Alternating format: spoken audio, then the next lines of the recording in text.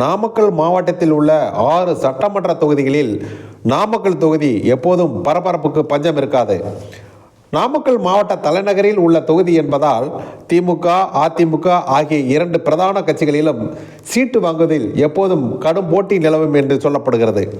திமுகவை பொறுத்தவரை சிட்டிங் எம்எல்ஏவாக இருக்கும் ராமலிங்கம் எந்த வம்பு தும்புக்கும் போகாதவர், பெரிய அளவில் எந்தவித கெட்ட பெயரும் இல்லாதவர். 2026 தேர்தலில் மீண்டும் நாமக்கல் தொகுதிக்கு வாய்ப்பு கேட்பார் என்கிறார்கள். அடுத்து, மாநில மகளிர் தொண்டரணி அமைப்பாளராக இருந்து வரும் ராணி. MA படித்துள்ள இவர் தீவிர கட்சி பணிகளில் ஈடுபட்டு வருபவர்.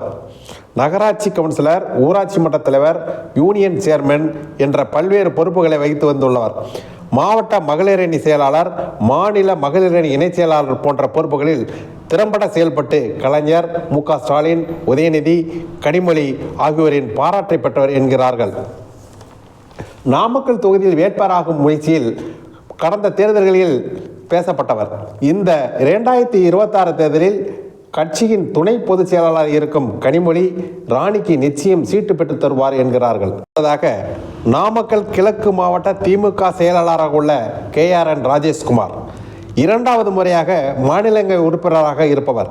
நாமக்கல் மாவட்டத்தையே தனது கட்டுக்குள் வைத்திருக்கும் ராஜேஷ்குமாருக்கு இந்த முறை நாமக்கல் தொகுதியின் MLA மற்றும் அமைச்சராக வேண்டும் என்கின்ற ஆசை இருப்பதாக கட்சியினர் மத்தியில் பரபரப்பாக பேசப்படுகிறது. அடுத்து, ராணா ஆனந்த் ஒருங்கிணைந்த நாமக்கல் நகர செயலாளராக இருந்தவர். தற்போது நாமக்கல் தெற்கு நகர செயலாளராக செயல்பட்டு வருகிறார். துடிப்பு மிக்க இளைஞர், கட்சி தொண்டர்களிடம் எளிமையாக பழகுவர் என்பதால் இந்த முறை இளைஞர்களுக்கு வாய்ப்பு வழங்கப்படும் என்பது திமுக தலைமை உறுதியில் இருப்பதால் ராணா ஆனந்திற்கு வாய்ப்பு உள்ளதாக தொகுதியில் பேசப்படுகிறது. அதிமுகவை பொறுத்தவரை 2011, 2016 தேர்தல்களில் வெற்றி பெற்று MLA ஆன KPP பாஸ்கர் 2021 தேர்தலிலும் வாய்ப்பு வழங்கப்பட்டு தோற்று போனார். தோல்வி அடைந்ததும் கடந்த 3 வருடங்களாக கட்சி பணிகளில் ஈடுபடாமல் வீட்டிலேயே முடங்கி கிடந்தவர் தற்போது வெளியே தலைகாட்டி பரபரப்பை ஏற்படுத்தி வருகிறார். 4வது முறையும் தனக்கு வாய்ப்பு கிடைக்கும், எடப்பாடியார் எனக்கு சிக்னல் தந்துவிட்டார் என்கின்ற செய்தியை கசிவிட்டு வருகிறார் என்கிறார்கள். மாவட்ட செயலாளராக உள்ள தங்கமணியால் தான் 3 முறையும் பாஸ்கருக்கு வாய்ப்பு கிடைத்தது என்றும் தற்போது அதே தங்கமணிக்கு எதிராக அரசியல் செய்து வருகிறார். இந்த முறை வாய்ப்பு கிடைக்காது என்கிறார். அடுத்து, ஸ்ரீதேவி மோகன் BSc அக்ரி படித்தவர், தொழிலதிபர். 2006 கட்சியின் உறுப்பினராக இணைந்து தீவிர கட்சி பணிகளால் இவருக்கு மாநில வர்த்தக அணி இணை செயலாளராக பொறுப்பு கிடைத்தது.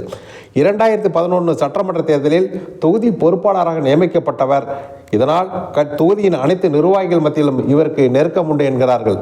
கட்சி தொண்டர்கள் மட்டுமின்றி தொகுதி முழுவதும் ஏழை எளிய மக்களுக்கு கல்வி, மருத்துவம், ஆன்மீக பணிகளுக்கு உதவிகள் செய்து வருவதால் மக்கள் மத்தியில் செல்வாக்கு பெற்றவராக உள்ளார்.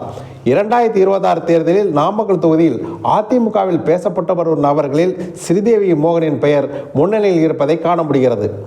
அடுத்ததாக, காந்தி முருகேசன் ஆரம்பகால கட்சிக்காரர். கட்சிக்காக தன்னை முழுமையாக ஈடுபடுத்திக் கொண்டு தீவிரமாக செயல்பட்டு வருபவர். நாமக்கல் மாவட்ட ஊராட்சி குழு தலைவராக 5 ஆண்டுகள் சிறப்பாக செயல்பட்டவர். அப்போது மாவட்டம் முழுவதும் மக்கள் நலத்திட்டங்களை சிறப்பாக செயல்படுத்தியவர் என்கிறார்கள். அனைத்து சட்டமன்றம் மற்றும் பாராளுமன்ற தேர்தலில் வாய்ப்பு கேட்டு மனு செய்து வந்துள்ளார். 2016 பாராளுமன்ற தேர்தலில் நாமக்கல் தொகுதி வேட்பாளராக இவர் பெயர் பரபரப்புடன் பேசப்பட்டது. தற்போது மாநில அம்மா பேரவை இணை செயலாளராக பொறுப்பில் இருந்து வருகிறார். நாமக்கல் தொகுதியில் அதிமுகவில் பேசப்படும் நபர்களில் காந்தி முருகேசன் பெயர் இருப்பதாக கட்சியினர் மத்தியில் பேசும் பொருளாக இருந்து வருகிறது. 2026 தேர்தலை பொறுத்தவரை நாமக்கல் தொகுதியில் அதிமுக, திமுகவில் யாருக்கு சீட்டு கிடைக்கும் என்கின்ற பரபரப்புக்கு விரைவில் விடை கிடைத்துவிடும்.